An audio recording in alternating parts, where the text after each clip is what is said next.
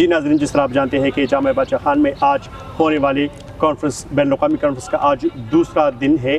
इस कॉन्फ्रेंस में न सिर्फ मुल्की बल्कि बैनुल-अक़वामी साइंटिस्टों ने शिरकत की है, जो क्लाइमेट चेंज के जो मनफी असरात हैं हमारे माशरे पर, उसको कम करने के लिए हल और पॉलिसी तलाश कर रहे हैं। इस वक्त हमारे साथ मौजूद है बॉटनी डिपार्टमेंट के डॉक्टर जावेद इकबाल। जावेद साहब, आप खुद बॉटनी डिपार्टमेंट से आपका ताल्लुक़ है, आप मेडिसिन प्लांट पे काम करते हैं, तो ये बताइए कि जो हमारा क्लाइमेट चेंज है जिसने हर शोबे को मुतासिर किया है, तो इसने जो मेडिसिन प्लांट है जो दवाइयों में इस्तेमाल होती है, उसके लिए जो मौसमियाती तब्दीलियाँ पाकिस्तान में तेज़ी से रौनमा हो रही है, उसका क्या असर पड़ा है इन प्लांट्स पे, और इन प्लांट्स की बचाव पाकिस्तान के लिए कितनी अहमियत रखता है? अच्छा, बहुत शुक्रिया सिराज साहब। जिस तरह ये कॉन्फ्रेंस का टाइटल है climate change adaptation and policy pathway for a resilient future, ठीक है। एक वक्त था कि लोग क्लाइमेट चेंज को एक मिथ समझते थे कि क्लाइमेट चेंज एग्जिस्ट भी करता है या क्लाइमेट चेंज एग्जिस्ट नहीं करता, लेकिन इस वक्त, ठीक है ना, क्लाइमेट चेंज एक बहुत बड़ी हकीकत है, ठीक है ना। इकोसिस्टम के अंदर, ठीक है ना, कुदरत ने एक बैलेंस बनाया है। अब जब क्लाइमेट चेंज क्या करते हैं, जब हम अपने क्लाइमेट को ख़राब करते हैं, जब हम अपने इकोसिस्टम को ख़राब करते हैं, जब हम अपने, तो इनके असरात हमारे हर शोबे के ऊपर जो है ना वो रनुमाए, ठीक है ना। अगर मैं मेडिसिनल प्लांट की बात करूं तो पाकिस्तान को अल्लाह पाक ने बहुत ज़्यादा मेडिसिनल प्लांट से नवाजा है, ठीक है ना। ज़ाहिर बात है, अगर क्लाइमेट चेंज का ये मतलब हो गया ना कि टेम्परेचर भी ऊपर नीचे हो जाता है, ठीक है ना। अब अगर टेम्परेचर ऊपर नीचे हो जाता है तो इससे हमारे मेडिसिनल प्लांट के ऊपर बहुत बुरे असरात मुरतब होते हैं, ठीक है ना। काफ़ी ज़्यादा प्लांट है, ठीक है ना, जो अभी जो है ना वो एक्सटेंशन की तरफ जा रहे हैं, जिसको हम थ्रेटन करेंगे। हाँ, वो टेम्परेचर बढ़ता है, ज़ाहिर बात है, क्योंकि कुदरत ने एक बैलेंस के अंदर उन प्लांट को पैदा किया है। अगर हम क्लाइमेट को छेड़ेंगे, अगर हम उसके लिए टेम्परेचर ऊपर नीचे करेंगे, या अगर हम जो है ना इकोसिस्टम, अगर हमारे जो एक्वेटिक इकोसिस्टम के अंदर जो प्लांट है, कुछ प्लांट तो ऐसे जो हमारे ड्राई एनवायरनमेंट के अंदर वो करते, कुछ ऐसे भी है जो पानी के अंदर करते हैं। अगर हम अपनी पानी को ख़राब करेंगे, अगर हम अपनी सॉइल को ख़राब करेंगे, तो डेफिनेटली इसका जो है ना हमारे मेडिसिनल प्लांट के ऊपर बहुत बुरे असरात मुरतब होते हैं। और काफ़ी प्लांट्स को ख़तरा होता है कि वो बिल्कुल वो ख़त्म हो जाए। काफ़ी ज़्यादा प्लांट थे, एक वक्त था जिनकी पॉपुलेशन बहुत ज़्यादा थी, लेकिन जो ही क्लाइमेट चेंज का जो फैक्टर है ना ये बढ़ता जाता है, तो साथ साथ हमारे मेडिसिनल प्लांट की जो पॉपुलेशन है, उनके नंबर है कम्युनिटी के अंदर, इकोसिस्टम के अंदर, वो दिन ब दिन कम होते जा रहे हैं। अच्छा, तो जिसका आपने कहा कि ये मिथ समझा जाता था, लेकिन अब ऐसा नहीं है।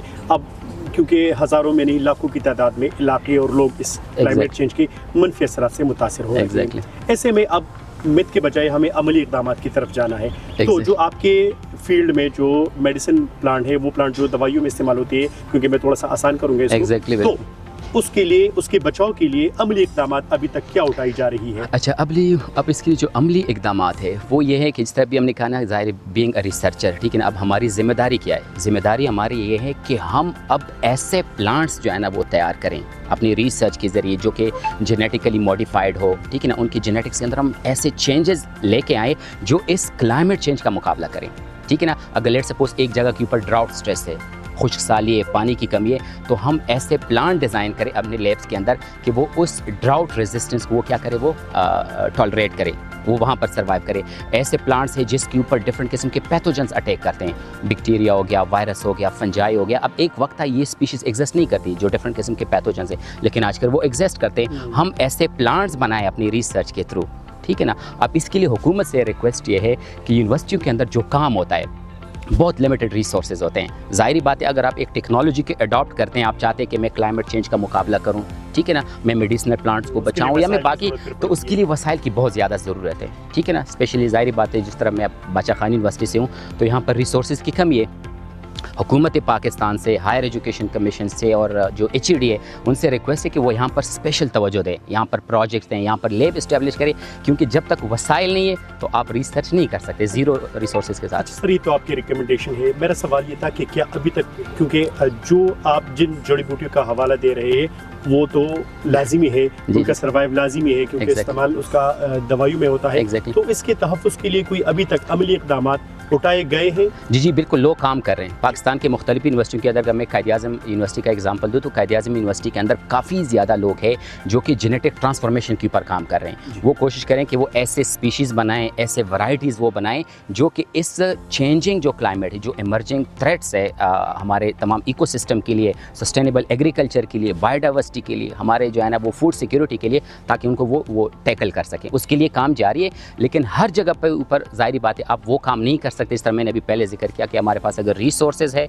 तो हम बिल्कुल कर सकते हैं, रिसर्च फैसिलिटीज़ हम कर सकते हैं, लोग काम कर रहे हैं, पाकिस्तान के डिफरेंट यूनिवर्सिटी के अंदर काम हो रहा है कि हम ऐसी स्पीशीज़ बनाएं जो कि इस क्लाइमेट चेंज का मुकाबला कर जिस तरह अगर देखा जाए तो खैबर पख्तूनख्वा हुकूमत की जानिब से एक क्लाइमेट चेंज सेल भी बनाया गया है। Exactly. तो क्या आप चूँकि साइंटिस्ट है, आप चीज़ों को ज़्यादा अलग नज़र से देखते हैं, हसासियत रखते हैं चीज़ों के हवाले से, तो आपने इस हवाले से क्लाइमेट चेंज सेल में इस हवाले से कोई रिकमेंडेशन जमा की है कि इन जड़ी बूटियों का तहफ़्फ़ुज़ कितना लाजिमी है, या मुस्तक़बिल में ऐसा कोई आपका प्लान है?